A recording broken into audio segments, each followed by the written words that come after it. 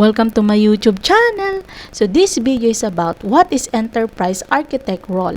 This is a topic of introduction to enterprise architecture. So tara, alamin na natin.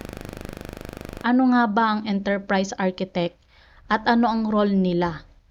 Ang enterprise architect ay may mahirap na trabaho. Kailangan nilang mag-isip strategically, but kailangan nilang mag-act tactically.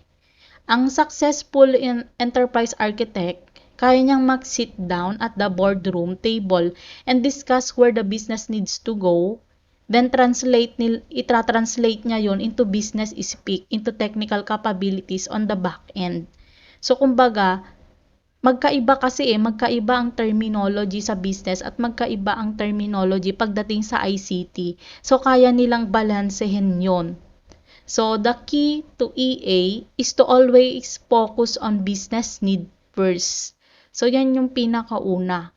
Ang pinakaunang dapat na meron ka as enterprise architect is kaya mong i-identify o i-focus kung ano nga ba yung kailangan ng isang business at kung paano and how those needs can be met by applying technology.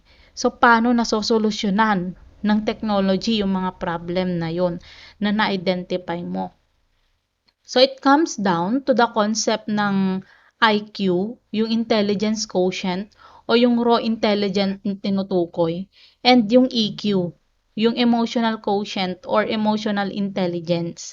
So, meron tayong raw intelligence, meron din emotional intelligence. So dito nga sa may recent Forbes article, in-state doon na when it comes to success in business, dapat ang EQ o yung emotional quotient or emotional intelligence mas eat yung IQ for breakfast, sabi niya dito. So sabi nga, ang ibig sabihin nun, ang good enterprise architect need to have good IQ and EQ. So, dapat meron kang intelligence, raw intelligence, and meron ka ding emotional intelligence. So, this balance, pag nag-balance ito, so this prevents pursuing the latest technology just because it's cool, diba? Ay, ang cool naman ng technology na yan, why not to adopt that? So, hindi lang dapat ganun. But instead, tinitignan mo rin yung pinaka-best way to meet the business need. Hindi yung dahil sa yan yung latest, yan yung uso, yan yung bago. Yan na yung i-adapt mo basta-basta. Hindi dapat ganun. So, you must have the IQ and EQ. So, tinitingnan mo talaga ano yung pinaka-best way. So, hindi ka lang mag-i-stick lang sa isang technology.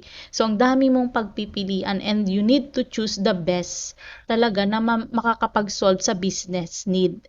So, at the end of the day, ang enterprise architect ay should be measured by the business outcomes it's delivering. So, ang approach ng enterprise architecture, nag-i-start siya sa business outcome statement at nag-e-end siya with governance process to verify if na-achieve ba yung business outcomes or hindi to the EA blueprint. Ito pa yung duties of enterprise architect. So, ang duties niya is the major responsibilities of enterprise architect typically fall into 4 board categories, yung leadership, coding, documentation, and education. So, ang leadership, syempre as a senior leader of the software management, ang enterprise architecture are vanguard of development project. Ibig sabihin nun, pag EA ka, this means designing a project overall structure, establishing progress, milestone, and delegating developer tasks. So, dapat marunong ka doon. And, dapat proficiency with the code. So, ang EA kasi is an expert coder in multiple language and framework. So, they should also participate in QA work by regularly scanning code for errors and taking charge of necessary rewriters or refactoring.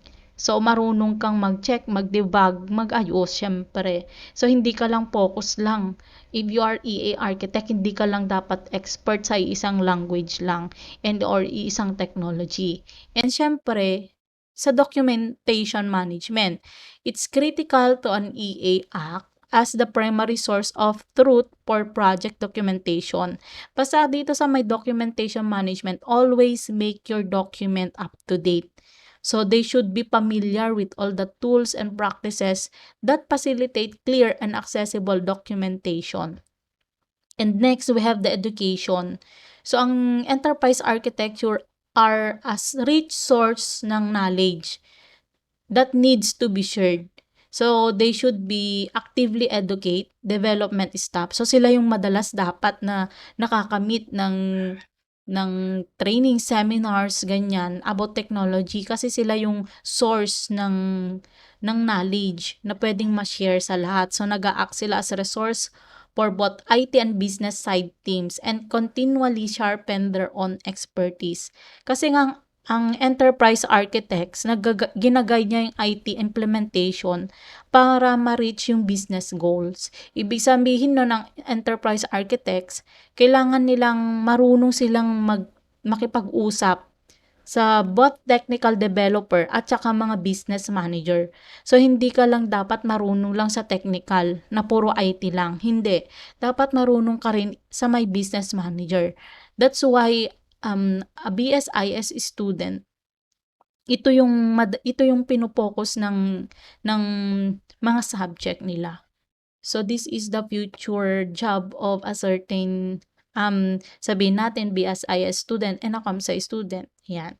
So it is an enormous responsibility requiring a lot of identifying, tsaka analyzing as well as more hands-on a certain work.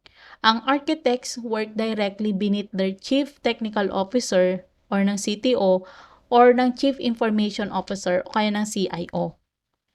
And the enterprise architect must stay on the cutting edge of technology trends. So, hindi dapat siya nahuhuli. So, they need to have the system in place for deciding with new tech aligns with the company framework architecture.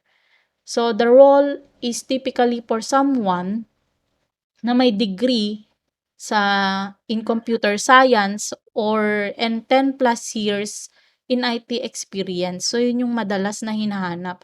Ang enterprise architects are familiar with the vast amount of computer system technology, but also have management skills kagaya ng communication, teamwork, at saka ng leadership. So, sobrang mabigat ang trabaho ng isang architect or ng isang enterprise architect. Ito yung mga desired certifications na dapat meron ng isang EA or enterprise architect. Pero ang enterprise architect role is highly specialized kasi, but it also require general knowledge or hardware and software alike as well as IT experience. On top of experience kasi, ang enterprise architect hopefuls will need to demonstrate their IT competence. So, candidates for the enterprise architect roles will need one or more of the following certifications. So, itong mga certifications na nakikita natin dito, hindi lang naman ito yung list talaga.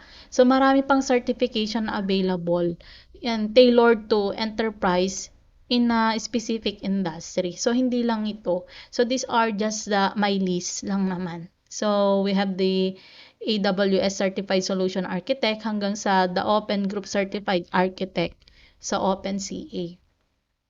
Thank you for watching to my YouTube channel. Don't forget to subscribe and click on bell icon to get notification on my channel. Salamat po!